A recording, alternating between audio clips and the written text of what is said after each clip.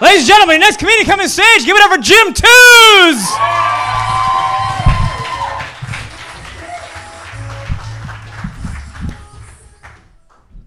Thank you, everybody. Nick Vatterott.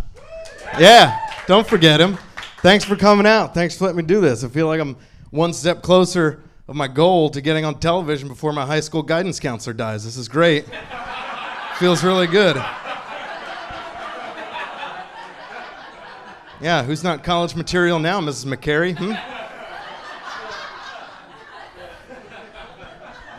Is that an immature thing to live for? Because that's what I've been doing since I graduated.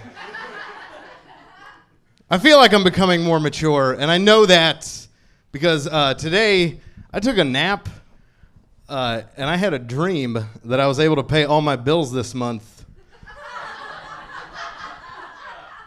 And I woke up with an erection. That's what that means, right? That's what you get excited over responsibility. That is adulthood in a nutshell. I know I am biologically maturing too because I am only getting fatter and it's depressing me.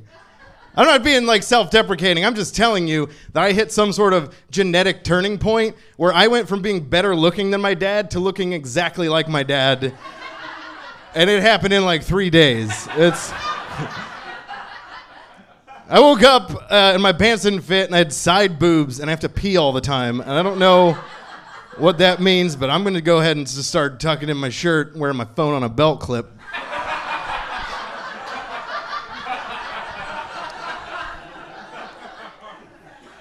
I made a pretty adult purchase recently. I bought a mattress.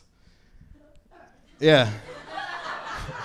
No, I know it's not a big deal. I'm 29, whatever. But I was sleeping on a futon for almost 10 years prior to that purchase, which you're not supposed to do, okay? And I feel like I should have been warned. Like maybe a little tag on the futon would have been nice. It says, if you can't get your shit together in 2 years or less, then you deserve every back problem you have. Because it should have motivated me, but it didn't. And then try having sex on a futon with any sort of dignity because it doesn't happen. I'd be on the couch making out. I'd be like, hey, you want to move over to the bed? She'd be like, sure. I'd be like, stand up.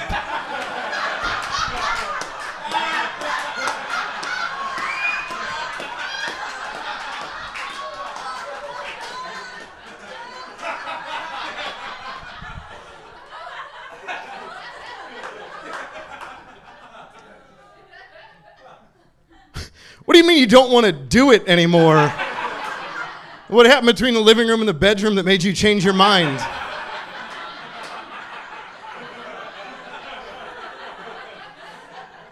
Oh, right. It's because there's no sheet on the bed. Okay. Well, I seem to remember somebody saying that they wanted a curtain on the window, and I can't do both right now. All right, lady? Gold diggers. That's all they are, is gold diggers. I can't deal with it. I'm sorry. I'd like to meet the right woman eventually. I'd like to get married. I'd like to have kids, because I think I'd be a pretty good parent, only by comparison, because I've seen some really shitty parenting. I saw this couple one time. They were pushing a stroller down the sidewalk, right? It was a young couple. They were white trash. I'm not going to sugarcoat it here, all right? And they were coming up to this like curb cut crack thing in the sidewalk, and it was huge. And I was like, oh my God, something bad's going to happen. But I was too far away, and I was trying to get my camera phone out, so I didn't really do anything about it. And they kept walking, and they were talking to each other and not paying attention, talking about Tweety Bird tattoos and denim jackets or whatever white trash people talk about. I don't know. And then sure enough, the front wheels of the stroller hit the crack in the sidewalk, and the stroller did an endo, and the baby flew out. Yeah, true story. You can laugh at it because the baby was okay. That's the rule. But I could tell that they were shitty parents because I could tell that it had happened to this child before. Because that baby tucked and rolled. Threw its fat little baby forearms out, and it hit the ground, and it landed sitting up, and then it lit a Newport. And I was like, what the fuck just happened?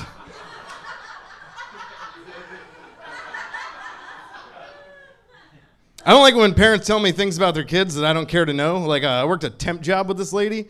She wanted to show me a picture of her son. So I was like, yeah, sure, whatever. She pulls out her wallet. She goes, this is my son, Drew. He's 18 months old. Isn't he adorable? I was like, yeah, he's really cute. She was like, he's got a really big penis. Yeah. I was like, why the fuck would you tell me that? I didn't say anything, though. I just walked away. I just left. Because what was I going to do? Like, I can't smile. I know that much.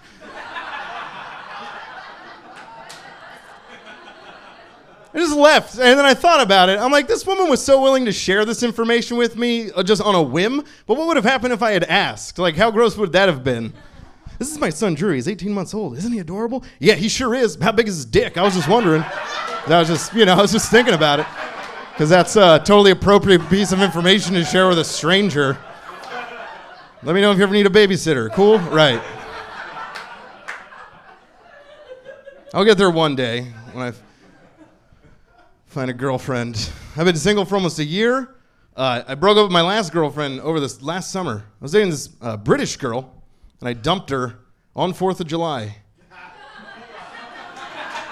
Yeah. I was going to do it 2 weeks into June, but I was like, if I stick this out, I'm a really funny story. So that's what I did. I was like, we got to talk. She was like, what? I was like, I declare my independence from you. And then I handed her this piece of paper with all my friends' signatures on it. I was like, they hate you too, so. Then I moved in with this Native American woman and I sectioned her off to a tiny corner of her own apartment. Thank you guys, I'm Jim Tews. Enjoy the rest of your evening.